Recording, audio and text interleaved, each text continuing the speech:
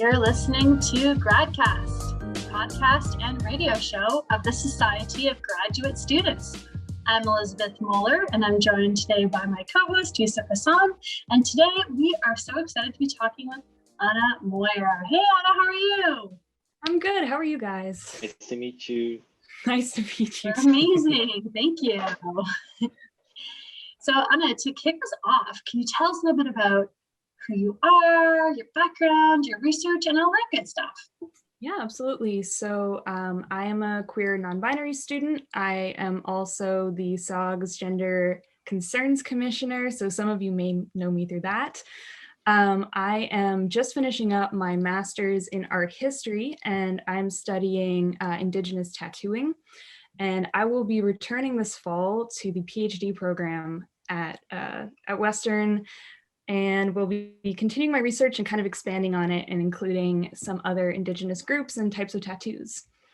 Well, tell us more about Indigenous tattooing and how you came to be interested in this. Well, originally it kind of started with just a fondness in general for Indigenous art.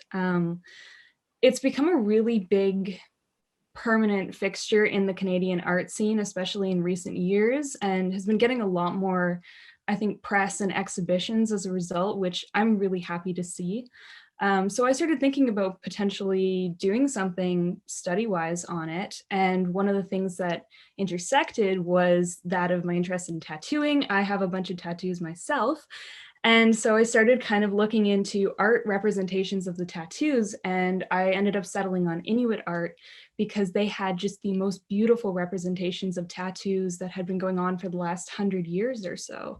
So there's this beautiful, rich history of the tattoos being shown in art, even with all of the banning that happened due to colonization. Can you tell us a little bit about that history? Can you unpack that a bit? Absolutely. So the tattoos originally were rite of passage tattoos, and a very quick version of rite of passages is that they are essentially a set of rituals that a person goes through that takes them from one social status to another social status. So an example in like popular culture might be a woman getting her first period and donning a hijab in Islam, and then as a result, they take on the obligations of doing prayer and fasting. So that's an example of like a modern rite of passage. So historically, Inuit women would get their first tattoos most of the time when they got their first period, and it would indicate that they had learned the necessary skills such as sewing or cutting ice that indicated that they were now a woman. And they were also a thing of beauty. They were really something that was a way to express beauty to other people. There's kind of some pretty standard designs that exist, a V on the forehead, lines on the chin, and then sometimes cheek lines or lines near the eyes are very common. After that, it can branch out a little bit more. There are hand tattoos, large arm tattoos, and thigh tattoos that are quite common. Sometimes we also get ones across the chest. They do all have specific meanings, but the meanings are sacred, so we don't talk about them outside of an Inuit-only context. Unfortunately, they were banned by missionaries, especially missionaries like Peck, who came up to the Baffin Island area. They decided that anything to do with shamanism should be eradicated and that Christianity should be the dominant force. And so much of Inuit cultural identity was lost as a result of the missionaries. And Peck was the person who actually introduced Inuktitut syllabics to the Inuit. He took their verbal language and made it into syllabics so that he could translate the Bible and disseminate it widely throughout the culture. And unfortunately, he was very successful. So the tattoos were banned around 100 years ago. And although a lot of Inuit women knew elders who had the tattoos, they stopped getting them. And so art became one of the only ways that the tattoo designs were kind of transmuted culture. And they're just, it's really interesting to see how they kind of preserved that identity through their art. we're currently experiencing kind of an Inuit tattooing resurgence. So women are actually going and getting the tattoos. And they've also set up apprenticeship programs to teach women how to do the tattoos again, which I think is absolutely fantastic. So one of the artists that I study is Sarah Whalen-Lunn, and she's actually both a Western and Inuit tattooist, as well as a visual artist. Yeah, I was wondering, so did art despite their efforts to remove that identity, did art flourish as a result in terms of as a reaction? Hey, if we can't tattoo and express our identity, then might as well do more work over here. Do you think it expanded in some ways? I think so. I mean, Inuit art has a really interesting history because there wasn't much in the way of visual art as we know it in Inuit culture. Like there wasn't really prints or paper drawings or anything like that. Carvings were fairly common and they would be traded, but nothing like the kind of visual drawings that we see were around until a couple key figures kind of introduced printmaking and drawing to the Inuit as a mode of not only expression, but a way to make money, especially because a lot of Inuit were at that point kind of losing the traditional lifestyle. They were moving from kind of a semi-nomadic lifestyle to permanent housing, and they were struggling with things like access to food due to all of the effects of industrialization, changing wildlife patterns, pollution, all of these major issues. So it was also a way to make income and express their culture.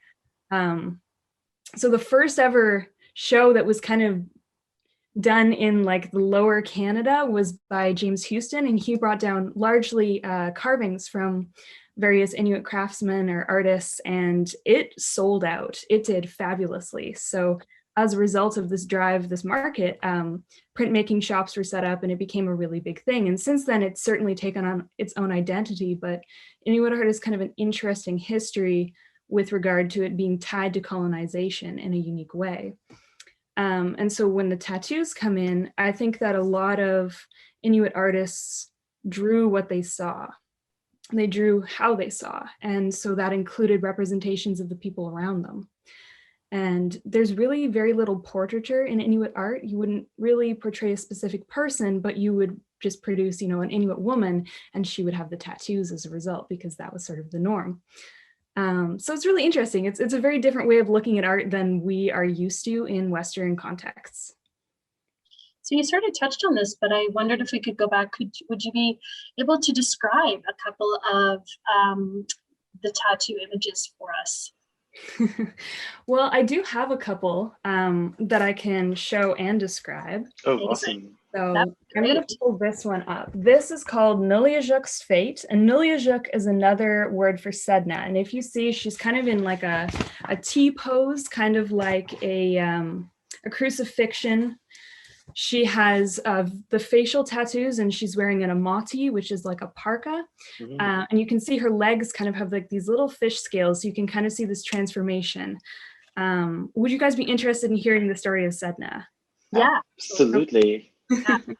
So Sedna's a really interesting figure in Inuit mythology, folklore, storytelling, whatever you want to call it. She's also a very powerful being. There isn't really a good word that exactly describes her. She used to be called a sea goddess, but that's not really accurate. I tend to use deity because otherwise you get into terms like power figure, power spirit, gets a little confusing. But essentially, the story of Sedna is that she refused marriage. She did not want to be married to any one man from the community, so she left the community and went to an island. And there's a couple of variations, but normally when she's on the island, she either procreates with a dog or a seabird called a fulmar. And her father is very upset about this because this is really breaking a taboo. She's supposed to marry an Inuit man, not a dog or a fulmar. Again, the story differs here a little bit, but most of the time she ends up in a boat with her father, and he's trying to take her back to the community. And in one version, he gets very angry with her, and he tries to throw her off the boat, and she grabs on to the side, and he actually cuts her fingers off.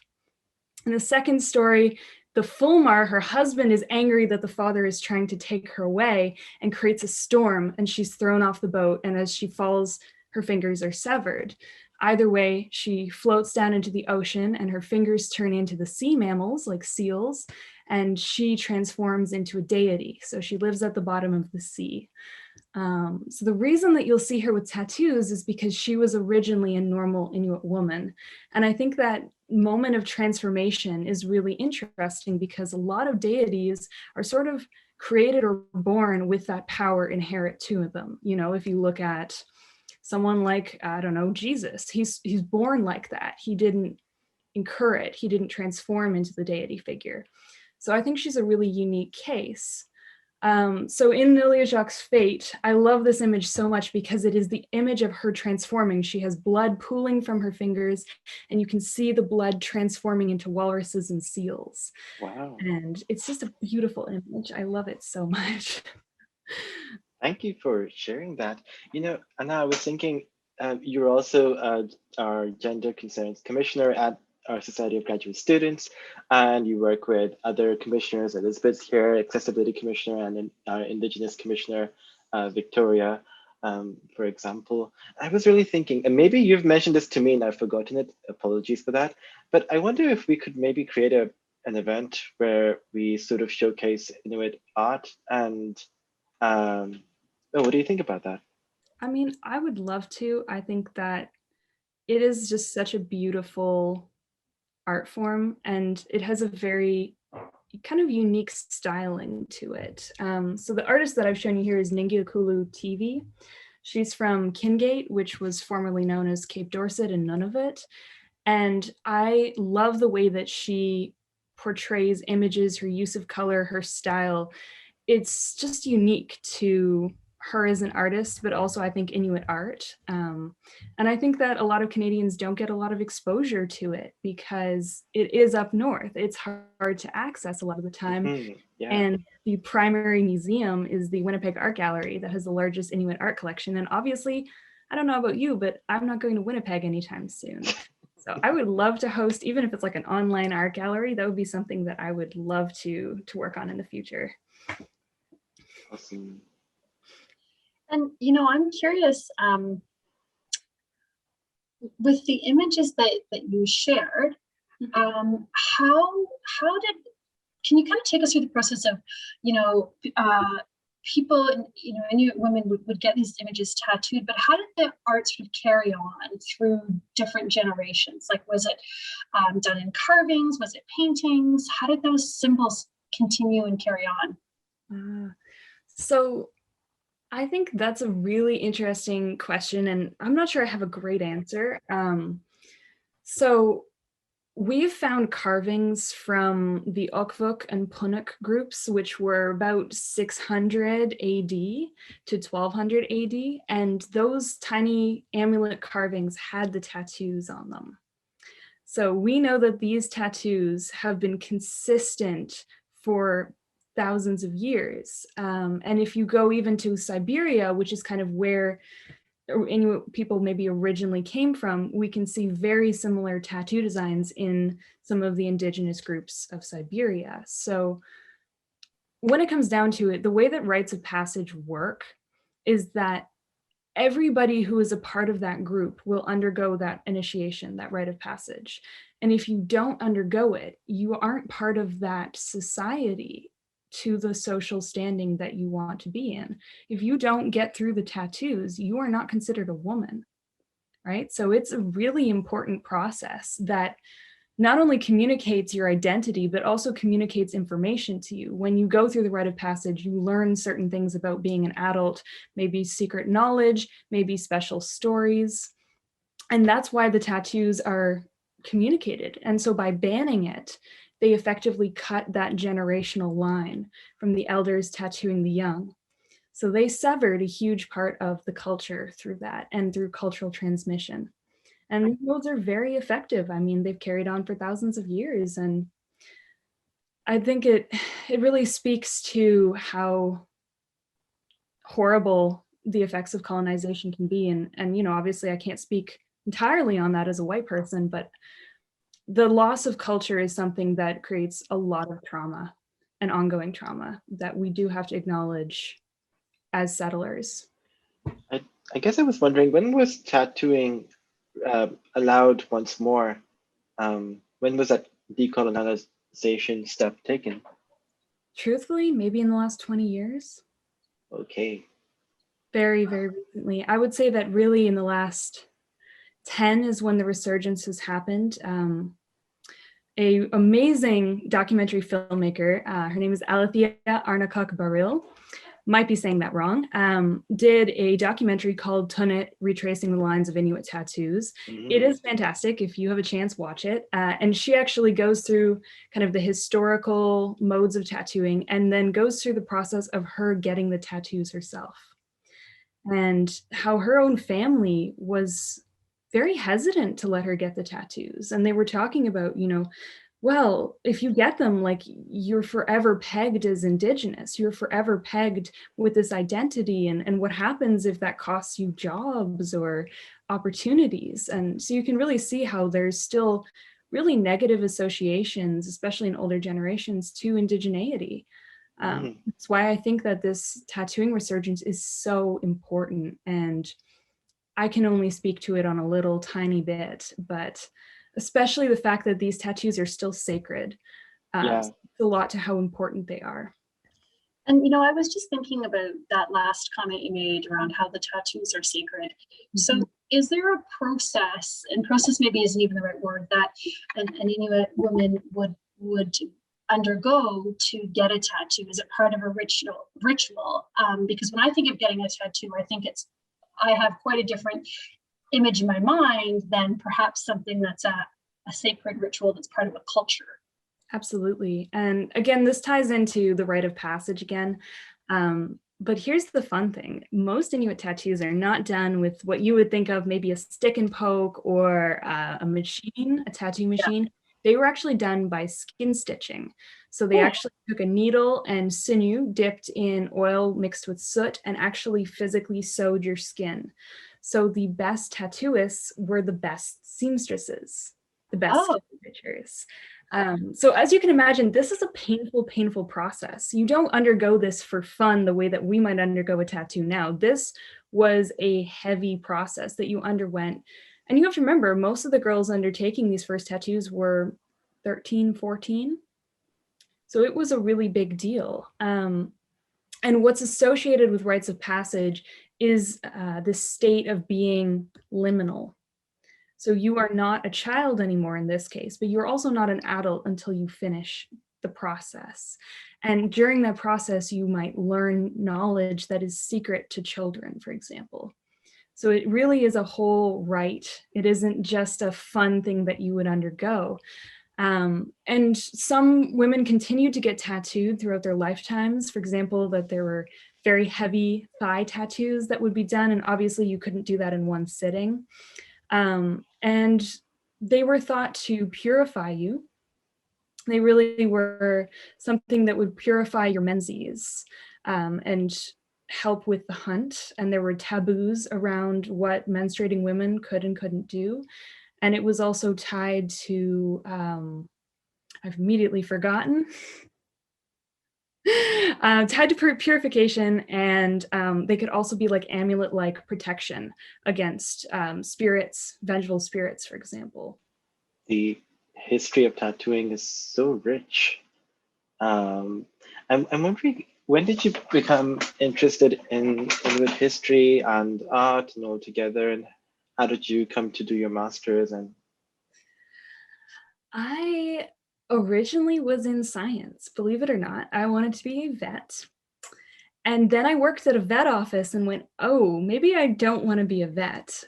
So I went to university anyway, and then chemistry really kicked me in the butt. So I took a year off. I became a personal support worker. I moved to Australia and au paired with a family.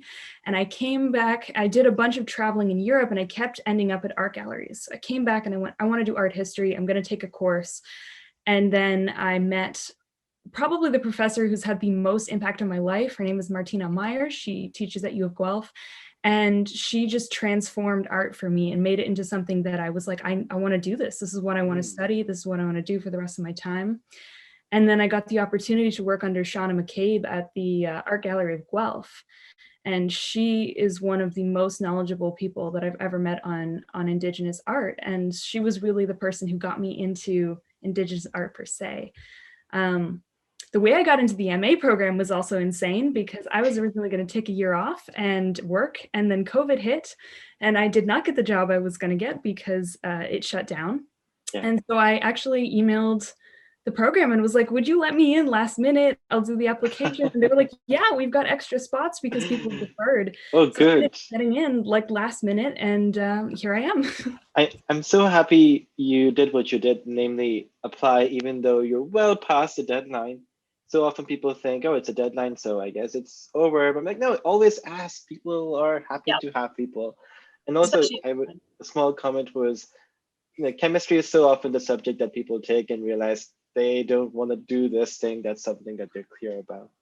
No, I really realized that it was not for me. And I felt like the overall feeling of the sciences, being in academic science, didn't fit me.